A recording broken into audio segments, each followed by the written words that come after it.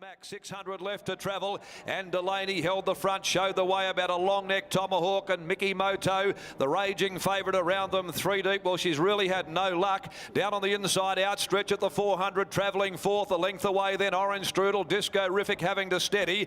Down on the inside is Moo Care, Medom headed the remainder. In the home straight, Delaney led them at the 300 from Tomahawk, but now Pike goes to work and Mickey Moto sailed up now at the 200, went straight past them, outstretch getting an inside run, followed further back by Medom. He draws the whip on Mickey Moto. She's got a break on them. Mickey Moto did the work too good, and she won well. Mickey Moto pricked her ears up and she beat home Medom, and close for third between Orange Strudel or Disco Riffic. Down on the rail was Outstretch, wider out Crowder, Miyake Mac, and then came Orange Strudel, followed further back behind those then by Tomahawk. The last couple in, they included Disco Smile and also Delaney, who'd brought them for home but has knocked up badly to finish a distant last.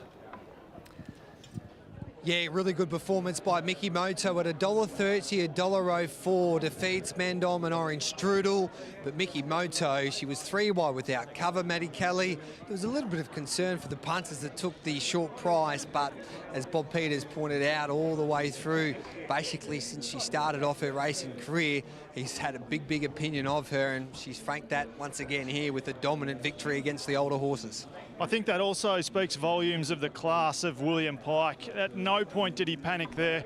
He knew he was 3 wide with no cover, but there was no real desperate urgency to try and push this filly into a position that might have hindered her chances of winning.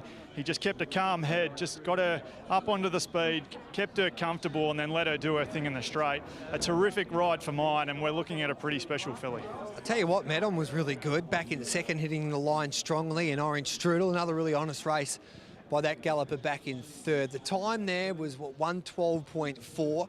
Last 600 metres in 35.8. So we'll have a chat to Bob Peters in just a moment to get his thoughts on Mickey Moto after that victory. Grant Williams would have a smile on his face. It's probably a relief to see that really good filly come back. We might have a chat to Grant. We'll have to chat to Bob then. We're just waiting for Bob. He's a busy man these days. Obviously, he's talking to all the hierarchy there at Perth Racing. But Bob will make his way now down towards us here in our standing point. And Bob, that was a really good performance by your filly here, Mickey Moto, because she had to do all of the work. Mickey Moto, 3 wide without cover, but she showed her class. Yes, it was a hard run for her. She's only a young filly and inexperienced, but I suppose she learned a few things. I heard the whip, as Willie really gave her some, and so hopefully she's learned something from it. Unfortunately, he couldn't get in when he wanted to, and the result was that she had to do it the hard way. When you watch a race like that, what pleases you most about the filly today? The fact that she hung on well. I would prefer to have seen her coming from the back, but she got to the front and did a good job. Exciting times ahead, because you've always said this is probably your best 3-year-old, and you've got some nice 3-year-olds going around at the moment. Well, in some ways I hope it's not. What about on Saturday in the Belgravia? You saddle up a couple of really nice chances here in Perfect Dream or Perfect Jewel and Truly Belong, both unbeaten.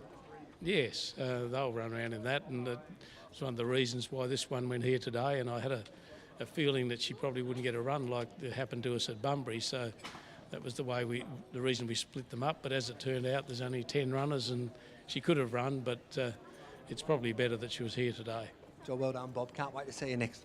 Thank you. There we go. There's Bob Peters, our leading owner at Breeders. She'll probably head to that fillies race on Melbourne Cup Day, and then on towards that Champions filly race during the carnival, and that should be an absolute beauty. We've seen Ocean Jewel so dominant, of course, at Bunbury. She goes around in the Belgravia.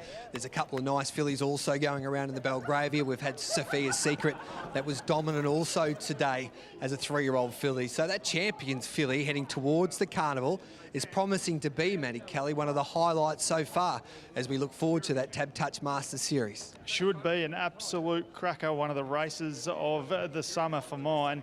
I'll tell you what, Stormy Nova, the dam of this filly's doing a nice old job. Half sister to Cosmic Storm, Mickey Moto is.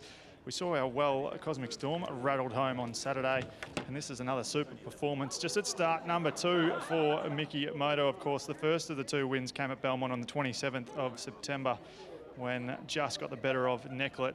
And despite having no luck in running today, sitting 3 wide without any cover, she still proved too good.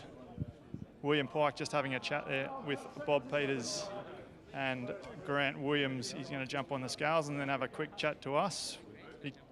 Be keen to get inside the mind of William Pike here and just find out his thoughts on A, the horse's performance, and B, what was going through your mind when 3 wide without cover.